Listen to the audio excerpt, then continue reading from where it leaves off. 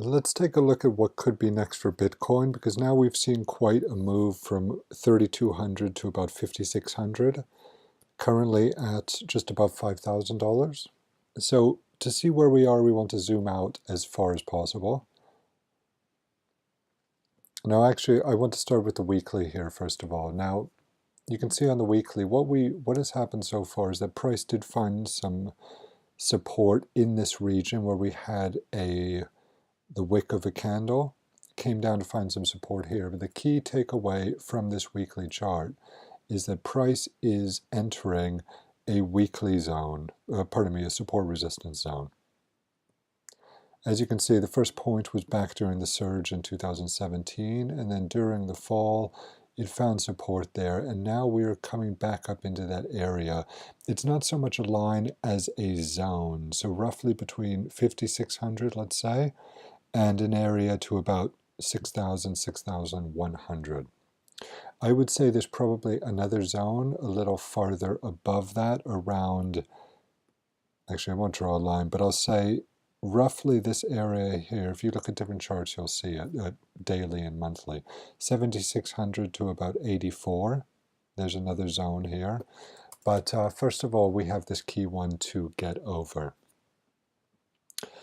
So a typical thing for price to do is to retest a broken zone, whether that zone was a resistance before and then becomes support, or in this case was support and now becomes resistance. So we're back to testing that. Even if it sees another high towards 6,000, it will still be back at a resistance point. What you also have here on the weekly chart is an indicator which is up at the 80 level, which is an exhaustive point. Especially in a bear market, if price resets back up to 80 or so, it will often resume the downtrend. Okay, so that's the takeaway from the weekly chart. From the monthly chart, on my indicator, we have dropped down below 10 on the stocks, which is not where we were back during this slow, choppy decline in 2014-15, where it stayed above 10 basically. This is more bearish. I'll be looking for the monthly to close around this level, and over the next few months probably to see continued weakness. I don't think at this stage we have any reason to be extremely bullish on Bitcoin. First of all, it would need to get above this 6,000 level and find some support, and then to take off. And that is possible, but it hasn't done that yet. The weekly candle, which will close tonight and open, a new one will open tomorrow, it's looking to close as a rather weak resistance-filled candle. You see a few long wicks at the top here. If we go down to the daily, now price has been impressive from that low at 3,200, 3,100. I mean, we did have what we call a power move here, an impulsive move up. And from there, a three-wave decline. This is quite a good example of what a decline will often look like, as you have here, after the first initial decline here, what follows is a bear flag. Oops. Which then sold off, and down to the low around 3,400. We had what was effectively an ending diagonal, where price contracts and narrows and finds a base above the previous low.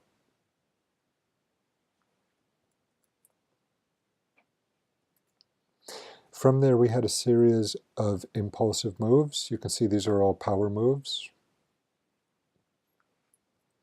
And then following the next sell-off, which stabilized, we had what looks like a leading diagonal here.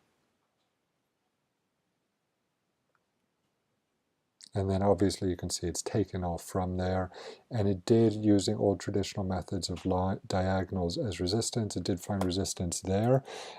If you want me to put an Elliott wave count on this, give me a second, I'm going to wash this all out. Elliott wave count.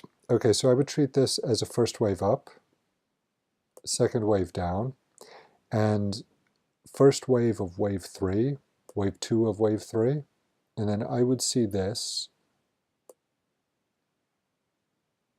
probably as wave 3 of 3, 4 of 3, 5 of 3. So I would put this as the end to wave 3 here. And if you are bullish on this and you want to see a new high, you want to see a wave 4 holding above wave 1's high, and then one more high into 6,000. And that will then complete a 5-wave move, which is, we can label A or 1.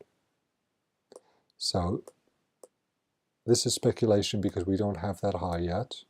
And if that high does materialize into resistance, we can then look for a larger 3-wave pullback and then the continuation of the bull move, let's say. That's how it typically works out with a 5-wave impulse. Now, at its current state, we don't have that 5th wave yet, so there's no reason to consider this to be a bullish move as such. In my view, this looks more like a corrective move at the moment, because what we have here effectively in Elliott wave terms would be something like A, B, and 5 for C to this point, which would be a 3-wave move overall. So an ABC move. So at this stage, if you are bullish and there is a sell-off, you'll want to see it hold above this level and to resume up towards 6,000. No, I would not be bullish. Going into 6,000, I would not be bullish. As you can see on the weekly, there's a key resistance point with the indicator already exhausted. And the monthly itself is looking rather weak down here. So probably this is not the start of a new bull move. This is probably just a bounce in a long-term bearish market.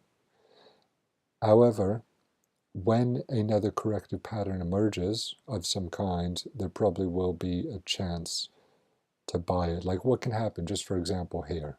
Let me remove this so you can understand what I'm talking about. Say, for example, it sells off here and we don't get the new high to complete 5 waves. We may end up seeing this turn into its own type of corrective pattern. Something like this, for example. We get another high a bit later into 6,000 or so, into this resistance point, and then it sells off.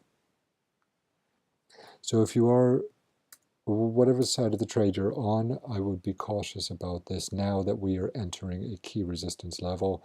You can use certain levels, certain diagonal trend lines like this to try to find a support level on any decline. Those sometimes work. But the best, in my opinion, the best part of this current move from 3,000 is over. And we'll have to wait to see a bit more price action as to where, what setup will appear. Because right now this weekly is showing signs of exhaustion. Okay, I'll update this in the future once I see some constructive price action and patterns emerge. Cheers.